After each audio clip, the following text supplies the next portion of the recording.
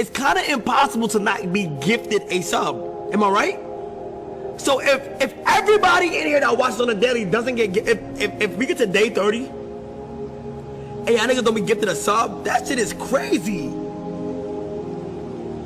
Because we almost have as many subs as we do viewers right now. Yeah, you could say it for sure felt less authentic, for sure. For sure. So, let me ask you guys a question. Were you impressed when Cenat hit 1 million subs? Because I sure as hell wasn't. On September 28th, 2025, the impossible happened, and the entire internet just fucking exploded. Surrounded by friends, celebrities, and hundreds of thousands of people watching live, Cenat became the first streamer ever to hit 1 million active subs on Twitch.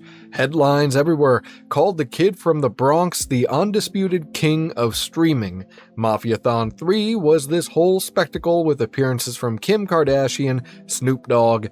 It was a victory lap.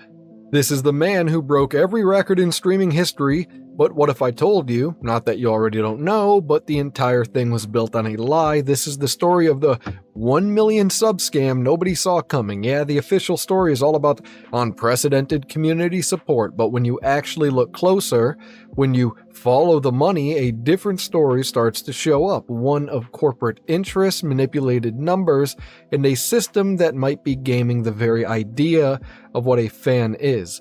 To see another achievement get completely fucked because of money and politics, it's getting a little old, isn't it? To understand the controversy, you first have to appreciate the official story. Cenat's Mafiathon 3 wasn't just a stream, it was a cultural event. It kicked off September 1st, a 30-day 24/7 marathon. The goal was 1 million subscribers, which would shatter his own record.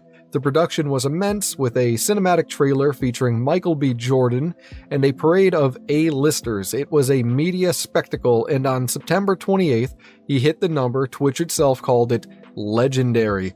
Cenat got all emotional on social media. Starting 2025, I was a little lost, he says. Now I'm here, 1 million subs, thank you God. Now on the surface, it's the ultimate success story, but in the world of online metrics, big numbers bring big questions. And as all of the confetti settled, people started asking how many of those 1 million subs were actually paying fans.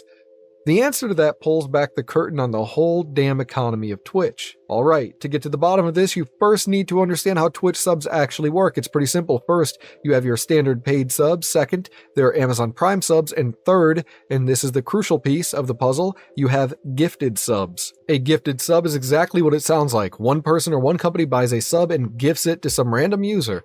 An individual can gift 1, 5, or even 100 at a time, and this is where the numbers game gets interesting. A gifted sub counts towards the total number, just like a paid one, but its origin is completely different.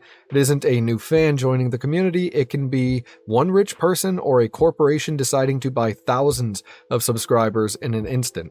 And during Mafiathon 3, the subs were being gifted at a fucking unbelievable rate. Reports started coming out that major brands and celebrities were dropping tens of thousands of subs at a time. Snoop Dogg reportedly gifted a ridiculous amount, something like 40,000 subs. The official Twitch account for the game Valorant was apparently the top gifter on the channel, credited with nearly 60,000 gifted subscriptions. Even the corporate account for fucking eBay was listed as gifting over 20,000.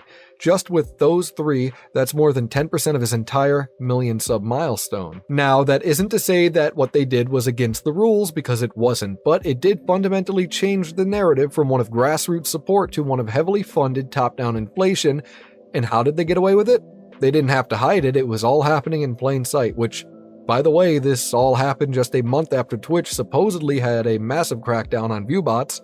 Back in August 2025, they claimed it caused a huge drop in viewership across the platform, exposing how fake the engagement had become. That proved Twitch was vulnerable to this shit, and it set the stage for questions we are asking now. If viewer counts could be faked, why not sub counts? So you have a record-breaking number heavily inflated by corporate and celebrity gifting. The next logical question is why? Why would a company like eBay or a brand like Valorant spend thousands of dollars to give subscriptions to a streamer? The answer obviously is influence. It's advertising disguised as community support. In the creator economy, subscriber counts are the ultimate metric. A higher sub count means more power to negotiate bigger sponsorship deals. It generates headlines and creates a perception of dominance that is incredibly valuable. For a brand being associated with The first streamer to hit 1 million subs, this is a massive PR win. What do you expect from Twitch though? The same platform that profits from these numbers is the one creating the conditions that incentivize inflating them in the first place. The platform has even been testing a feature called sponsored subscriptions, which would just let brands directly fund subs on a channel. This isn't a bug, it's becoming a feature. The game, it seems, is rigged from the inside. So, is Cenat himself to blame? I don't know about that. It's not that simple. He is a master entertainer who has built a massive legitimate community, albeit I would call it childish, but I can't get behind the radical screaming and TikTok brain stuff. We'll move on beyond that though. But his historic achievement seems to have been co-opted and artificially inflated by outside forces with their own agendas. The scam isn't that he personally lied to his audience, it's that the system around him is built in a way that makes these inflated numbers almost inevitable. You are the leader on this fucking project, you should have put your fucking boot down. But where there's money to be made, that's really all that matters. So, what are we left with? We have a historic milestone that when you look at it seems less like a reflection of community will and more a product of strategic corporate spending. The 1 million sub record is technically real, but its meaning has been compromised. It's embarrassing how something like that gets through. It represents a new era where the line between real fans and corporate marketing is getting dangerously blurred. The real danger here is the erosion of trust. If the most important metric on the platform can be so easily manipulated by whoever has the most money, what does that mean for smaller creators, the ones who rely on genuine support? It devalues their hard work. It's a disgrace. It turns community building into a numbers game you can just win with a credit card. Now listen, I know I joked earlier about TikTok brain being the epitome of Cenat's audience, but this isn't about tearing down Kai. I grew up with gaming and the internet. This was my thing, like many of you. To see it get twisted like this, it's just unbelievable. But not really. When there's money to be made, it's pretty believable. The story of Cenat's 1 million subscribers isn't the simple success story it looks like. It's a cautionary tale about the future of the whole creator economy and a sign that the metrics we use to measure success might just be the biggest scam of all. What do you think? Is this just savvy marketing or does it undermine the integrity of streaming? Not that it really matters at this point, I guess. Let me know your thoughts in the comments below. Anyways, I'll leave it there. Like the video, subscribe, and you guys all take care.